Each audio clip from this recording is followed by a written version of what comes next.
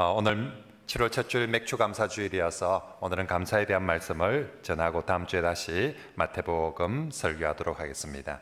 오늘 이 맥주 감사 주일 감사의 말씀을 듣는데 설교 제목을 제가 강아지똥 감사라고 그렇게 정한 것은 우리 아주 유명한 기독교 작가인 권정생 씨가 쓴 어린이 동화책 제목이 강아지똥입니다. 그 강아지똥 동화책 내용에 보면 정말 그 강아지똥이 참 하나님 앞에 감사하면서 그렇게 자신의 마지막 삶을 살아가는 모습을 보여줍니다. 그래서 우리가 코로나 때문에 참 힘들고 어렵다 하지만 그래도 우리 강아지똥 형편보다는 낫거든요.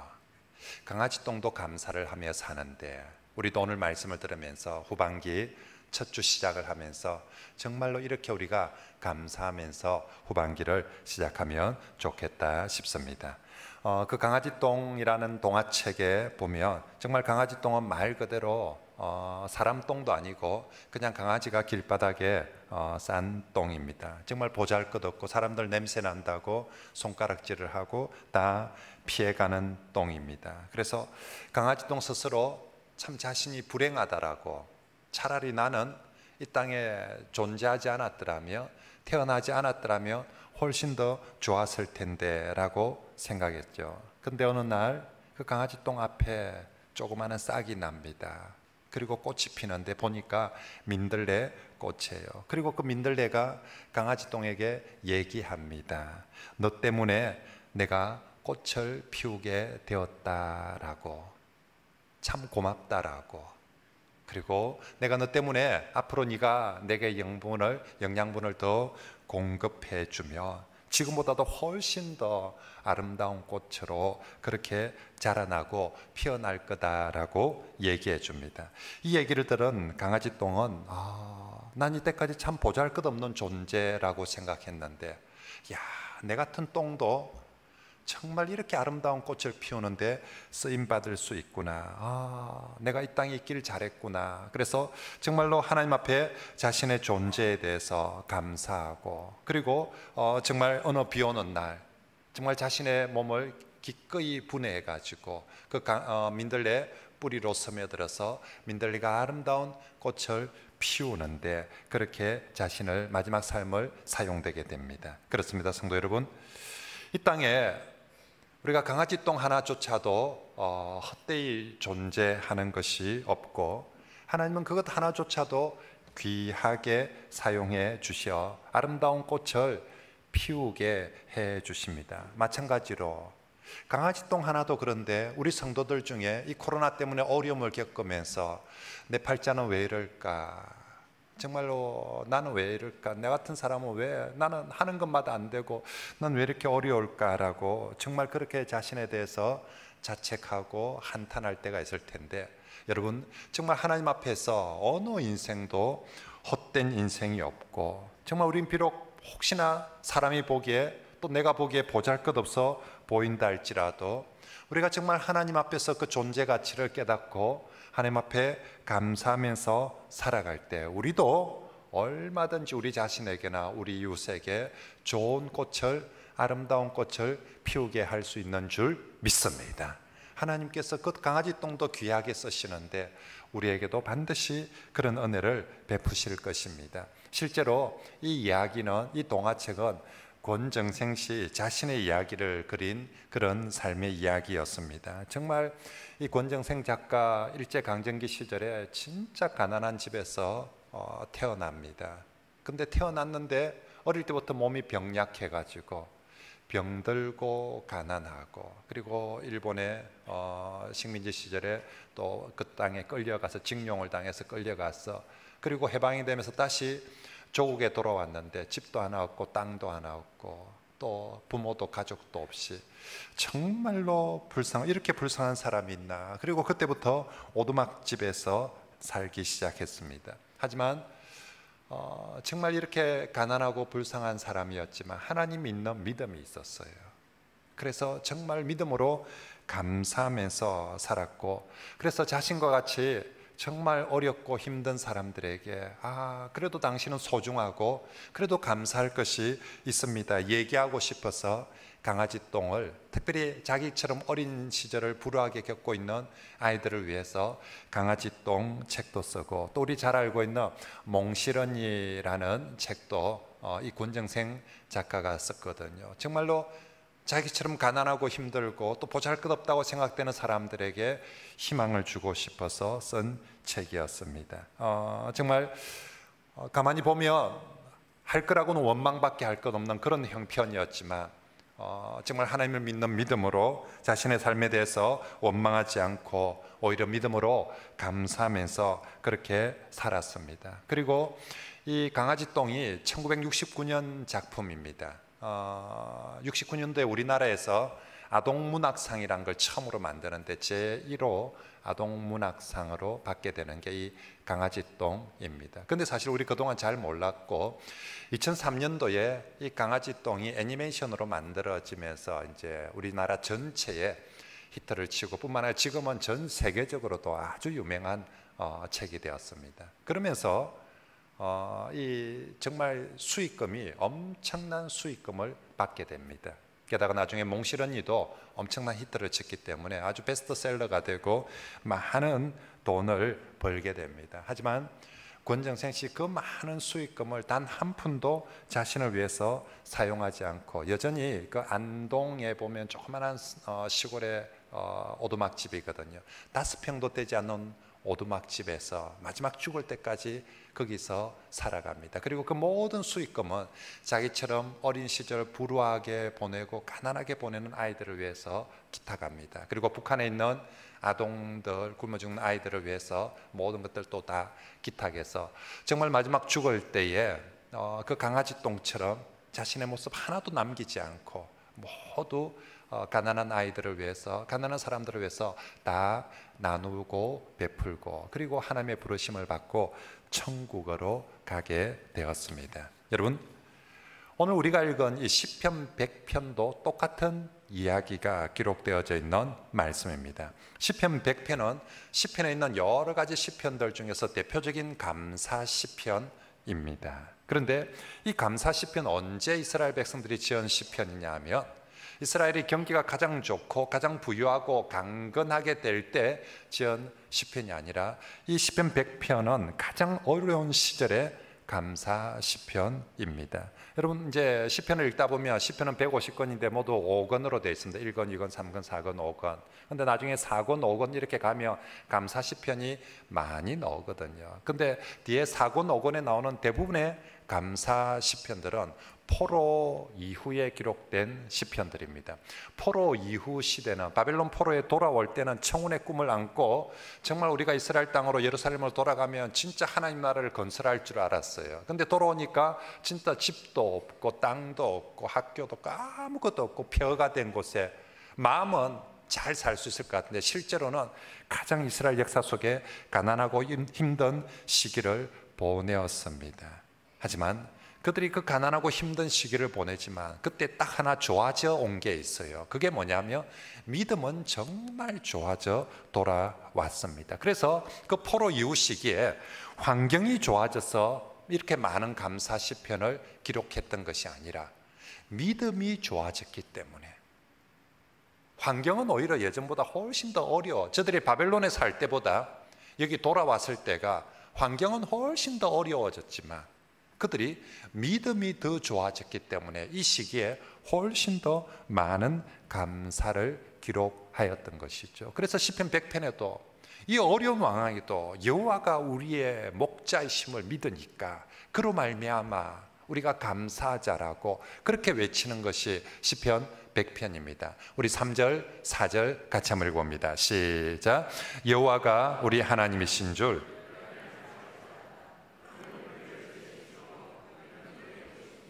그의 백성이요 그의 기르시는 양이로다.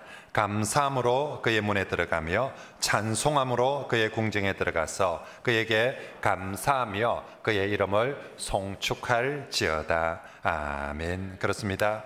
상황은 정말 우리 지금 코로나 상황보다 훨씬 더 어려운 상황이었습니다. 하지만 이 어려운 상황에도 하나님이 우리의 목자가 되어 주심을 믿었습니다.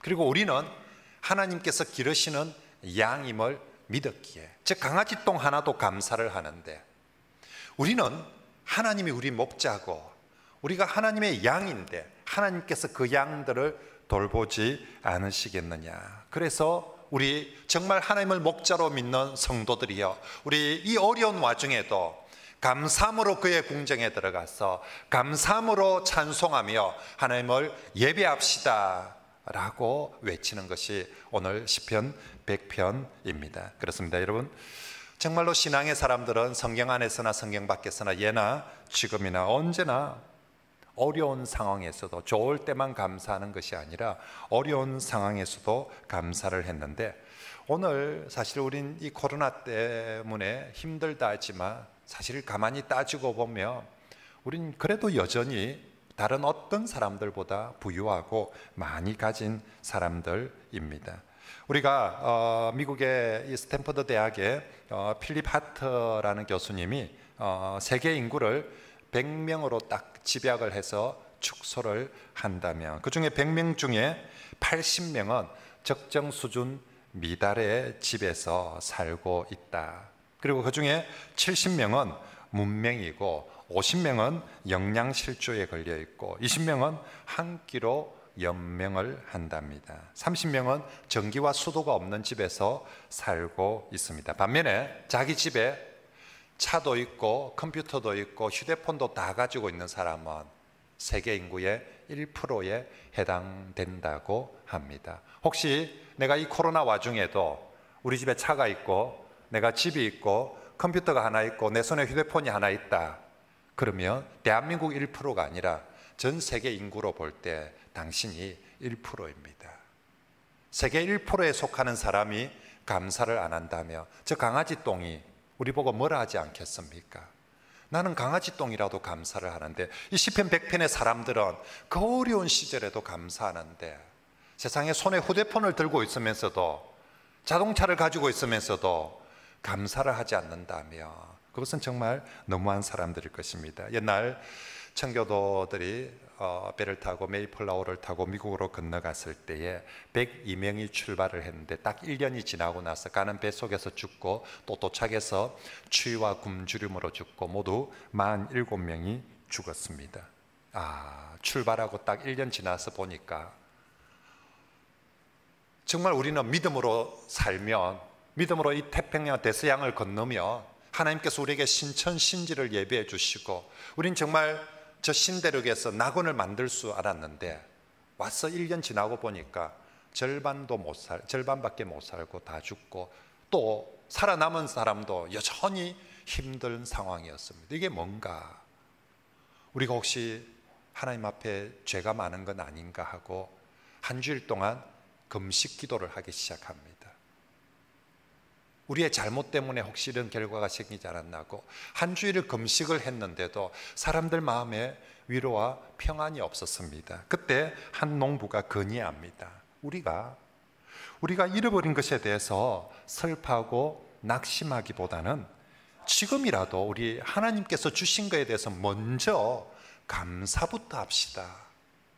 우리가 금식일을 선포하고 금식 기도하는 것도 중요하지만 그래도 여기 1년이 지났는데 이기까지 인도하시고 우리 가진 것, 우리 주신 것에 대해서 우리가 먼저 하나님 앞에 감사의 예배를 드립시다라고 한 농부가 건의를 하고 그 건의가 받아들여져서 추수감사절 예배를 드리게 되었던 것입니다. 그리고 훗날 아브라함 링컨이 대통령이 되었을 때 이 감사는 그냥 한 개인, 한 교회만이 아니라 우리 국가 전체가 감사를 하자고 저 추수감사절을 국가감사절로 정하고 국가 공휴일로 지정합니다.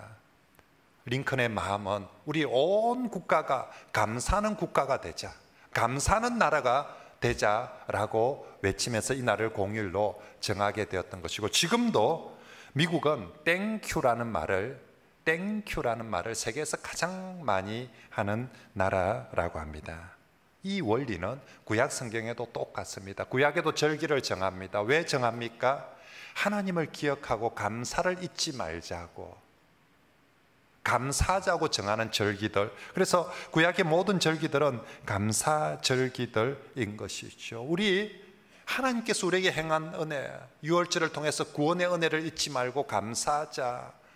오순절을 통하여서 정말 우리에게 첫 추수, 이 추수의 열매 감사하자. 초막절을 통해서 우리 광야 세절을 기적하고 하나님께서 이만큼 채워주신 것 잊지 말고 감사하자. 그러므로 오늘 맥추절도 똑같습니다. 왜 1년에 한 중간에 맥추절을 넣어 놓았습니까?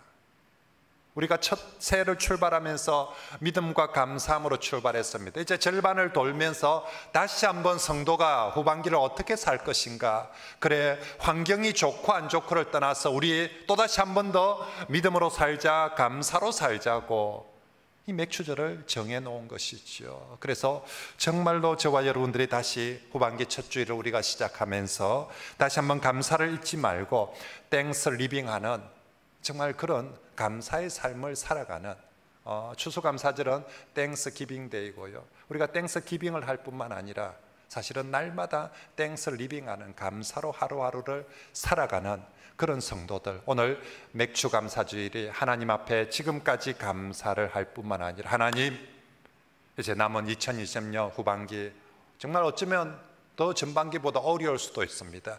그럼에도 불구하고 하나님 정말로 땡스 리빙 하겠습니다. 감사하면서 살아가겠습니다. 그렇게 고백하는 저와 여러분들이 되시길 바랍니다. 자, 그러면 우리가 어떻게 이 땡스 리빙 하면서 늘 감사하면서 살 수 있습니까? 환경이 좋으면 감사할 텐데 그러지 않을 것입니다. 그래서 성도의 감사는 환경 때문에 감사하는 사람이 아니라 믿음으로 감사하는 성도들이 되길 바랍니다. 여러분, 환경 때문에는 범사에 감사할 수 없습니다. 범사가 좋은 환경일 수는 없거든요. 근데 믿음으로 감사하면 어떤 상황에도 우린 감사할 수 있습니다. 성도에게 감사는 환경에 대한 고백이 아니라 믿음의 고백이어야 할 줄 믿습니다. 그죠? 우린 하나님에 대한 신앙의 고백 차원에서 감사를 하는 것입니다. 그러므로 감사하는 사람이 믿음의 사람입니다. 불평하는 사람을 보고 우리가 믿음의 사람이라 할 수 있겠습니까? 하나님은 절대 그렇게 우리에게 가르치지 않거든요.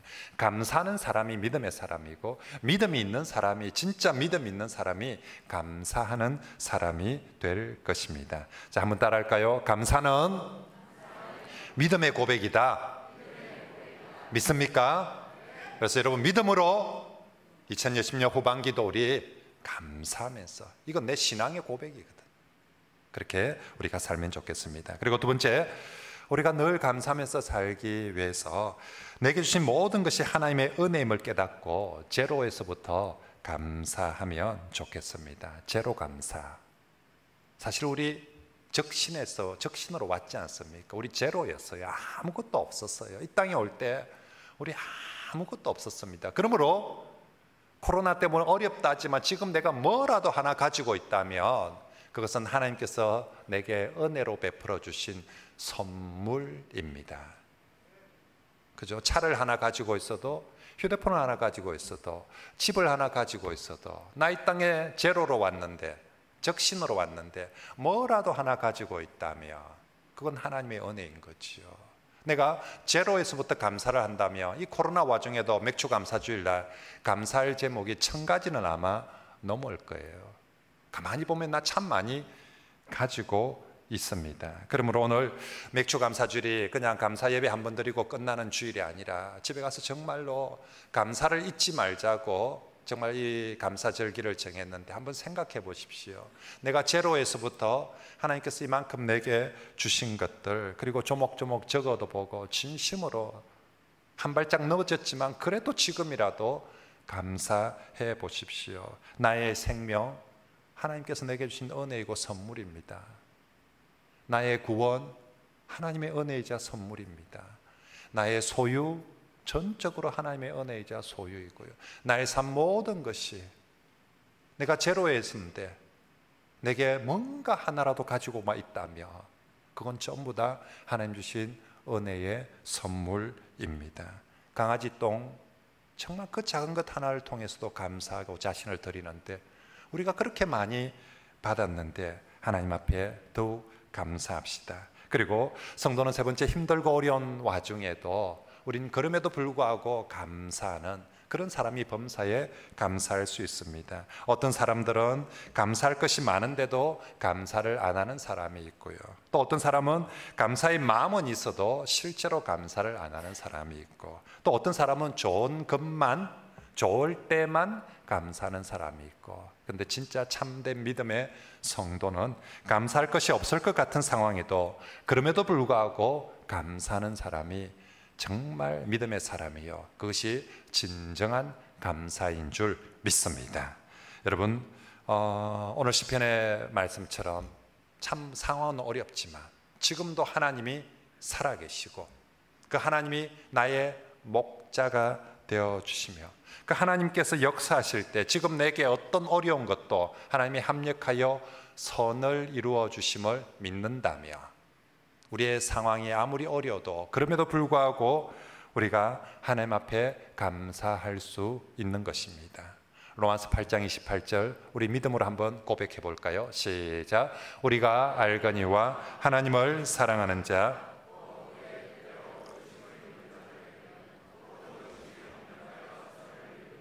아멘. 믿습니까? 하나님이 여전히 살아계셔서 섭리하시고 역사하십니다.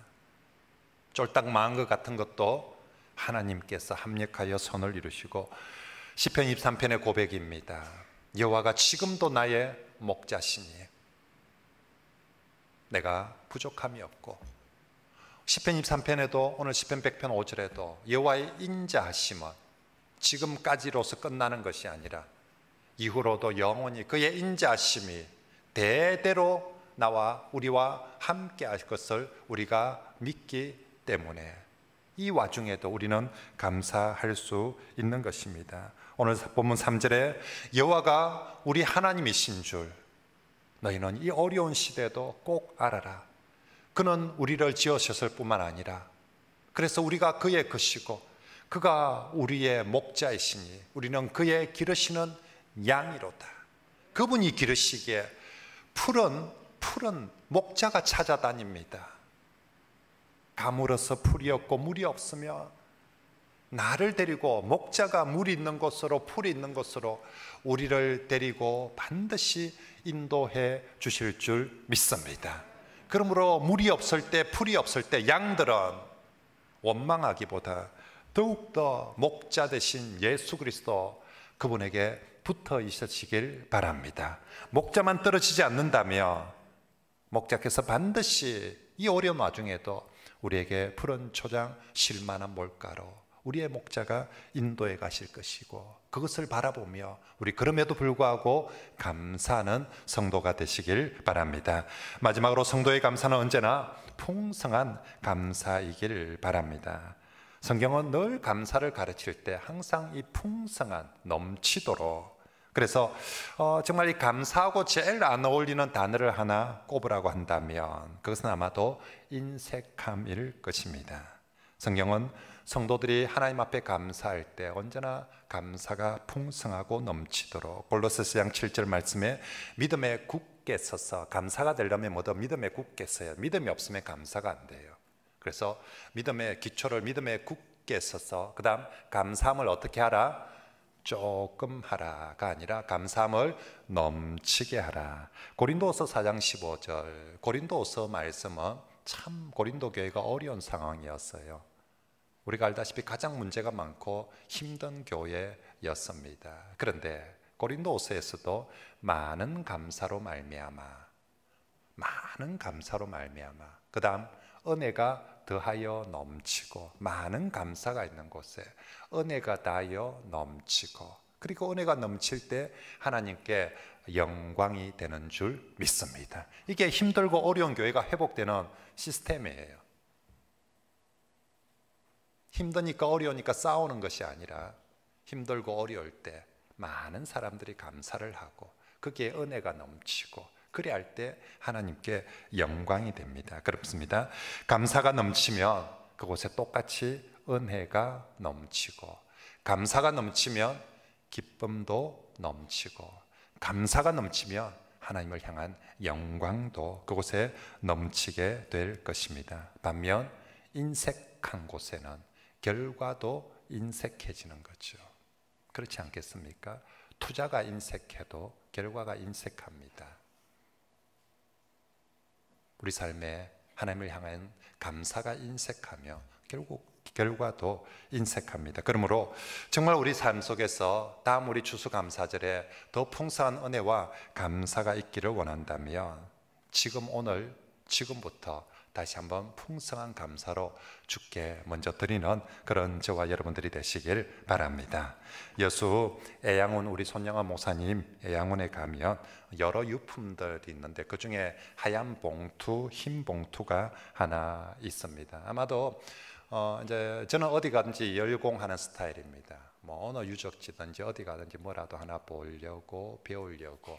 저같이 열공하는 스타일 알고 그냥 10분 만에 찍 둘러보고 가자, 밥 먹으러 가자 하는 스타일들은 죽었다 깨어나도 못 보는 게 그 조그마한 감사헌금 봉투인데 거기 뭐라고 적혀 있냐면 1만 원 감사헌금 봉투라고, 다음에 꼭 가시면 꼭 한번 보십시오. 그렇게 적혀 있습니다. 무슨 내용이냐면 손영아 목사님 우리가 두 아들 죽지 않습니까? 그리고 두 아들이 죽고 난 다음에 그래도 하나님 앞에 감사를 합니다.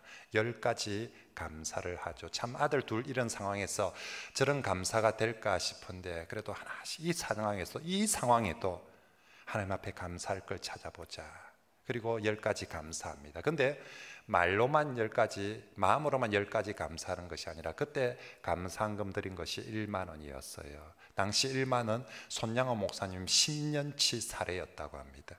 1년치 사례도 아니고 아들 둘 죽고 나서 감사헌금을 드리는데 말로만 10가지 감사를 쓴 것이 아니라 정말 10년치 사례를 그렇게 하나님 앞에 감사헌금으로 드리면서 하나님 앞에 감사했다고 합니다. 정말로 믿음의 사랑이고 감사의 사람이었던 거죠. 이제 말씀을 정리하겠습니다. 노르웨이 속담에 감사하는 마음에는 사탄이 씨앗을 심지 못한다라는 속담이 있습니다. 참 맞는 속담 같습니다. 감사하면 감사할 일들이 많아지고요, 불평하며 불평한 일들이 더 많아지게 됩니다. 사탄이 감히 씨앗을 뿌리지 못하는 곳, 감사하는 마음 속에, 반대로 사탄이 제일 씨앗을 잘 뿌리고 좋아하는 곳, 불평하고 원망하는 마음일 것입니다. 감사할수록 감사가 많아질 것입니다. 오늘의 감사는 내일 추수감사절의 감사를 더 풍성하게 할 것입니다. 감사는 이 코로나 어려운 상황 가운데서 최고의 항암제이고 회복제가 될 줄 믿습니다. 하나님께서 그 백성들을 치유하실 때 언제나 믿음으로 치유하시고 감사로 치유하십니다. 정말 우리 삶에 악한 사탄이든 어떤 바이러스가 침투하지 못하도록 우리를 보호하는 것, 하나님 앞에 감사입니다. 감사가 성도의 믿음의 지수이고 감사가 우리 삶의 행복의 지수입니다. 감사하는 만큼 믿음이 자랍니다. 감사하는 만큼 그 사람이 행복한 삶을 살게 될 것입니다. 이제 말씀을 정리합니다. 여러분, 강아지 똥도 감사할 것이 있어서 마지막 감사를 깨닫고 나서 마지막 자신의 삶을 감사로 바치고 그래서 아름다운 꽃을 피우는데, 우리 이번 맥주감사절 다시 한번 우리에게 감사의 삶을 살라고 이 절기를 정하고 후반기 첫 주일에 맥주감사절을 정했습니다. 2020년 후반기 코로나로 인해서 어쩌면 더 어려울 수 있지만 성도는 어떻게 산다? 믿음으로 삽시다. 감사함으로 살아갑시다. 그래서 우리의 믿음과 우리의 감사의 삶이 땡스 리빙하는 것이 하나님께 영광이요, 이웃 사람들에게는 복이 되게 하고 내게는 그것이 행복이 되는 그런 성도들이 되기를 축복합니다. 믿음과 감사함으로 살며 우리의 목자 되신 하나님께서 어떤 상황 가운데서도 우리를 반드시 그렇게 인도해 주실 줄 믿습니다. 게다가 오늘 7월 첫 주일 후반기 첫 시작하면서 주 예수님께서 우리를 위해서 성찬을 예비하셨습니다. 주님의 살과 피를 먹고 마심으로 원이라 힘내어라. 코로나 중에도 우리 성도들에게 힘을 내어라, 생명을 얻고 예수 그리스도로 힘입어서 살아가라라고 이 성찬을 준비해 주셨습니다. 이제 우리 기도하고 정말로 감사함으로 성찬을 받고 이 땅 후반기를 감사함으로 살아가면 좋겠습니다. 기도합니다.